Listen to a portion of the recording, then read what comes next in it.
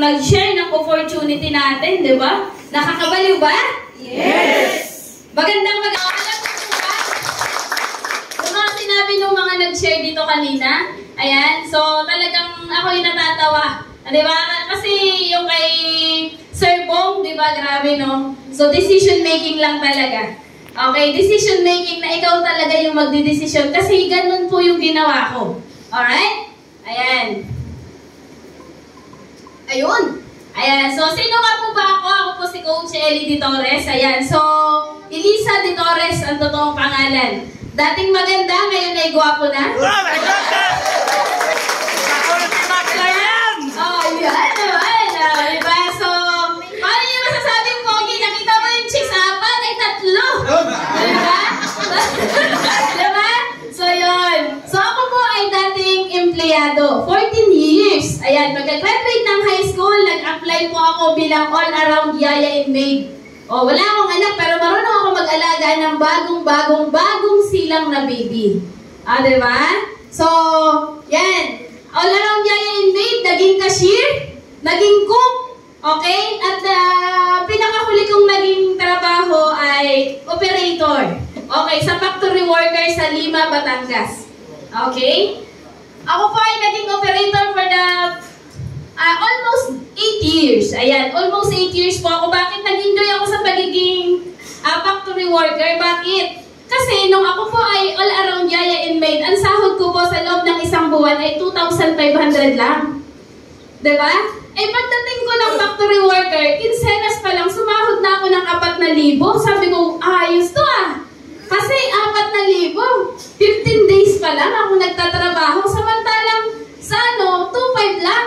Eh pagdating ng another 15 days, so pagdating ng katapusan, sasahod ulit ako. 4,000 ulit. Sabi ko, aba, okay to. Kasi 8,000 sahod ko sa loob ng isang buwan. Tinanggap ko po yun sa sarili ko. Bakit? High school graduate lang naman po ako. Okay? Hindi ako nakatungtong ng kolehiyo. Okay? Although gustong-gusto kong mag-aral, kaya lang, hindi kaya eh. Pag-uuling lang po yung trabaho namin. Okay? Sa San Jose, Occidental, Mindoro. Okay? Pero kami, talaga ako, dito ako pinanganak sa Rosario, Batangas. Nalipat lang kami nung ang tatay ko ay sumunod sa kanyang kapatid doon sa Mindoro. Alright? Ayan. Nung nag-factory worker ako, nag-enjoy ako. Bakit? Pagpatak ng alas 5, uwian na, wala na nga ako. O, sino dito ang mga empleyado? Sino? Sino yung mga empleyado? Alright? Nag-enjoy ako ng sobra dyan. Kasi bakit? Laki ng sahod. Okay? Hanggang sa tumagal ako, ang pinaka-minimum na, ang pinaka-huling kinita ko doon, 15,000 ako per month. Pero, may taong nagtanong sa akin. Sabi niya, ilista mo lahat ng binabayaran mo. Okay? Yung sa loob ng isang buwan, maglilista ka. Okay, parang sa loob yata ng isang taon eh. Pinaglista niya ako. Magkano daw yung natitira sa sahod ko? Alam niyo po ba? Magkano natitira sa sahod ko sa loob ng isang buwan? 200 pesos, minsan wala talaga. Paano ka makaipon? Kaya lang, that time, na ako, 30 years old na ako. Okay, na-introduce to sa akin dahil sa ate ko. OFW po siya from Italy. Okay? Ang ate ko po, 11 years OFW from Italy, wala po siyang naiipon. Single mom, may 3 anak. Okay? Tapos siya rin po yung bumubuhay sa amin. Ayan, hindi ako makapagbigay. Alam mo yung magbibigay ako sa nanay ko, urong-sulong yung 1,000. Urong-sulong kasi wala akong gagastusin eh. Okay, nakarelate ako sa sinabi ni ate na nagpaliwanag ng opportunity. Bakit? Sabi niya, nakarating siya ng London. At isa po ako sa mga nakarating ng London. Okay? Emergency loan, calamity loan, di ba? Pag-ibig loan, SS loan, tapos nakasangla ang ATM. Patay, pagdating ng nung minsan nagpunta po kami ng SM, kasama ko yung apply ko. Okay, araw ng sahod nun, 15. Okay, may mga nakapila sa ATM machine. Sabi ko, araw na pala ng sahod ngayon, 15. Tara, mag-ano tayo? Abangan na natin yung sasahodin nila. Parang gano'n. So sabi niya, ako dati talaga hindi ako pumipila ng ganyang kahaba. Except na lang kung talagang wala. Sabi ko, ako rin hindi naman ako pumipila. Sabi niya, bakit? Kailan ka kailan ka nag-withdraw? Kaya mayaman ka pala. Hindi may secretary ako. Automatic yung secretary ko. Hindi pa na pagka-withdraw niya, automatic may bawas. Kasi nakasangla po ang ATM ko. At once na napasangla ang ATM mo, sinong nakaka-relate? Once na napasangla ang ATM mo, ang hirap bawiin. Magre-renew ka ulit for the next. Sabi mo, magbe-birthday yung kapatid ko, magbe-birthday yung anak ko, magpipiesta kasi sa amin ako ang inaasahan. Tama? Nakaka-relate ba kayo? Yes. Ganun po yung nangyari sa ATM ko. Nag-umpisa lang yun sa bagyo. Kasi nilipad ng bagyo yung bubong ng CR namin na pasangla. Hindi na po siya nakuha. Alam mo yung gusto mo nang makuha kasi gusto mo namang maranasan pumila sa ATM machine kaya lang wala eh. Alright? Ganun yung nangyari sa akin ngayong cycle. Pero nag-enjoy. Nag-enjoy ako dyan. Hanggang saya lang pag tumatanda tayo, tama? Napapaisip ka eh. Tama? Napapaisip ka. Dati hindi ako nangangarap ng 4 wheels na sasakyan. Kasi talaga, sa atin, kapag tayo, kung ano yung hawak ng bulsa natin, kung ano yung laman ng bulsa natin, dun lang nakabase yung pangarap natin. Tama? Yes. Sasabihin kasi yan, sinasabi ng mga nanay natin, huwag kang masyadong mangarap ng mataas. Baka bumagsak ka, masaktan ka lang, mabalian ka pa. Lagi yung sinasabi ng nanay ko sa akin. Okay, kaya na ano yung pangarap ko na hanggang dito lang. Hanggang dito lang, ito lang pangarap ko. Motor nga lang yung pangarap ko dati, hindi ko pa makuha-kuha, 14 years na po ako nagtatrabaho. Diba? Kahit gulong nga ng bike, hindi ako nakabili. Diba? Alright. Ayan. So, alam ko lahat kayo nandito ngayon kasi may mga sarili-sarili tayong dahilan. Yes! Tama?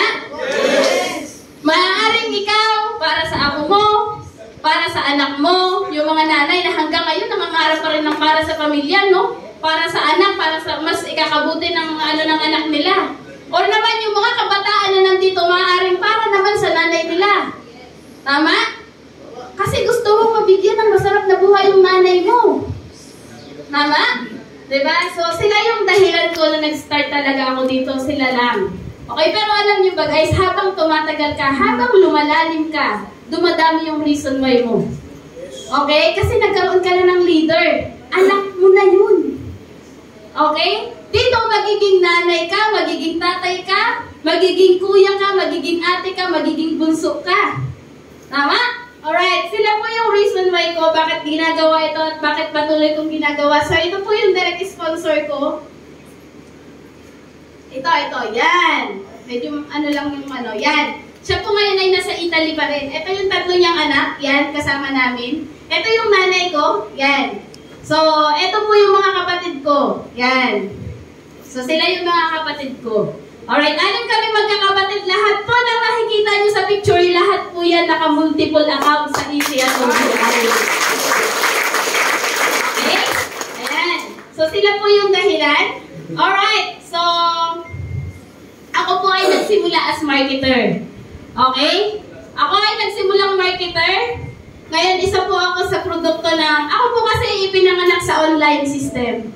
Alright? Online system ako pinanganak. Pero alam niyo ba kung ano yung maswerte ngayon? Kasi bumalik yung offline. Yes. Tama?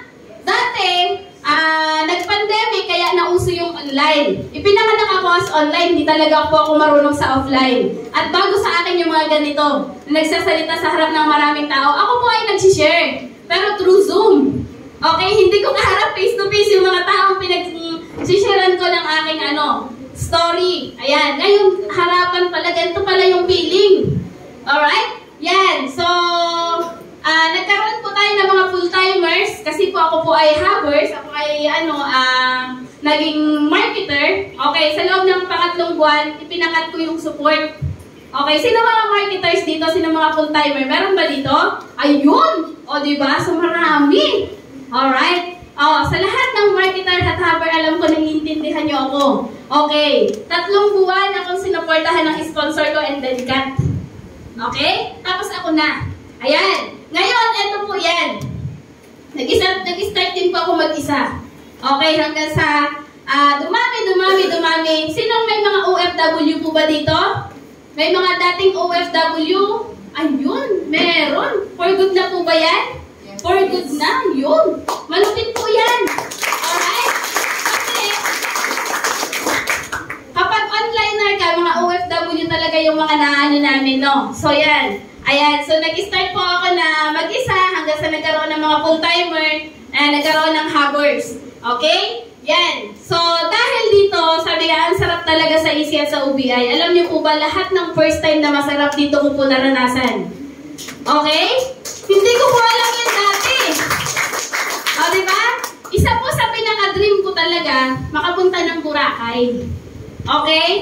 Ang tagal, 14 years po ako nagtatrabaho, pero sabi ko nga, sa loob ng 14 years na pagtatrabaho ko, parang ang pinakamalayong napuntahan ko, yung Enchanted Kingdom dyan sa Laguna. Libre pa po yun ng company namin. Pero yung sasabihin, gagastos ako at bubunod sa sarili kong bulsa, hindi ko po yun magawa. Okay? Bakit? Pinaghirapan mo kasi yung pera. Diba? Tapos gagawin mo, ipanggagala mo lang, parang nanghihinayang ka. Tama? Yeah. Tama sa mga empleyado. Paano mo ginagastos yung pera mo? Diba? Kapag mamamasyal ka, hindi mo mabunot. Kasi sayang. Parang ang hirap-hirap niyang kitain, tapos pag uwi mo, wala ka ng pera. Eh, paano yung another 15 days mo? Nandiyan yung bayarin mo sa kuryente, pagkain mo, masama yan pag may jowa ka pa. Tama? Wala kang panggastos. Alright? So, yun po ang nangyari. Pero dito po, sa loob ng 1 taon, sa loob ng 2 taon na ginagawa ko po ito, nakapunta ako ng Baguio. Diba? Hindi po yan yung first time. Okay, nung ako po ay katulong, kaya Round Jaya Inmate, pinasyal po ako. Okay, pinasyal ako ng amo ko dun sa Baguio. Kasi lang, kasama yung 2 alaga akong bata. Hindi ko ma-appreciate yung view, hindi ako makapag-selfie. Kasi hindi pa uso nun yung mga cellphone na ganyan. Ang uso nun yung mga dikipad na cellphone. O, ang uso pa nun, Friendster. Hindi ko na makita yung picture ko kahit hanapin ko. Diba? Ganon. Pero grabe, ngayon po, para akong bata na nagpapatakbo niyan. Sa Baguio, habulan kami ng mga applies namin. Diba? So grabe, sobrang saya po talaga. First time ko naranasan mag-drive ng jet ski. So, yung dating empleyado, yung dating 15,000 per month yung sinasahod. Ngayon pa jet ski na lang. Diba? Ayan. Nakapagpa-picture sa kayak. Yan. Yun po yung yung bangka sa Boracay. Yung siya. Ganyan po ang tawag. Ano ang tawag doon? Transparent. Ayan, transparent. Dinala ko doon sa gitna. Tapos pinicturean ako. O, diba? Macho. Diba? So, yan. At saka at the same time po, nung pag-empleyado ka, tayo lahat, alam ko lahat tayo ganito. Gusto mo magpamasahe, tama? Gusto mo magpamassage. Kaya lang, dahil nga walang pera, lagi ako nauuwi sa hilot. Alam niyo yung hilot, yung ang panghilot niya, yung langis ng niyog. Yung pag uwi mo, sabi, bawal kang maligo ining ha. Bawal kang maligo at ikay papasukin ng lamig dahil ikay bagong hilot. Kaya lang, may pasok ka kinabukasan. Kaya lang, ikaw amoy kang langis ng niyog. O, diba? Ganun lang kasi bakit? Hindi ko po alam na meron palang mga spa.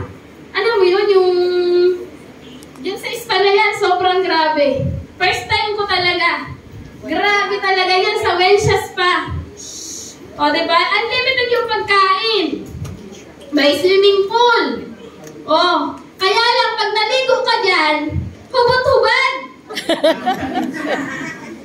Alam niyo nung kinukwento yan ang upline ko sa akin, sabi ko, kahit pa ako ilibre mo up, hindi ako pupunta dyan. Oh. Pero, nung dinala niya ako, sabi niya, saan ka pupunta? Sa babae, sa lalaki? Ang lakas ng loob ko.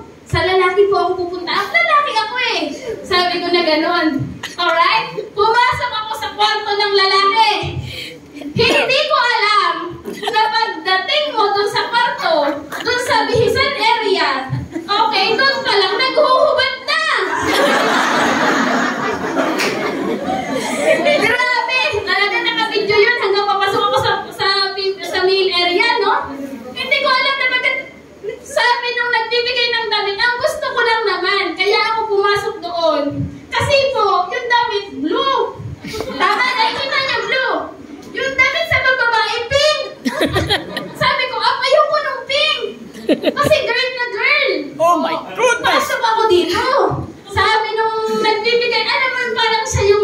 nahihiya. Ma'am, ba't po kayo nandito? Labas na po kayo. Pagpasok po may nakahubo. Hindi ko po yan makakalimutan. Grabe, no? Yun yung mga first time na sobrang sayang karanasan ko dito. Grabe. Tapos, sabi niya, ma'am, sige na po, labas na kayo. Labas na po kayo. Talagang ipinagtutulakan na niya ako palabas. Yung namamahala doon sa ano. Tapos, binigyan niya ako ng blue na damit. Pero, pagdating to sa pangbabae, sabi niya, ma'am, hindi mo po yan pwedeng gamitin. Kasi baka bigyan ka ng masahistang lalaki. Ay, ganun pala yun. Color coding naman pala. Kaya pala ganun. Alright? So, hindi ko pa rin siya nasuot. Kaya nakita niyo, suot ko, yan pa rin pink. Diba? Yan talaga, hindi lang pagkakaila eh. Ano? Alright? So, yan. Sa Boracay, talagang sobrang nag-enjoy tayo dyan. Kasama dyan ng mga uplines natin. Diba? Ayan. Alright. Ayan. So, ito po yung total income ng BTC ko ngayon. Okay? Dahil paano ako nag-start?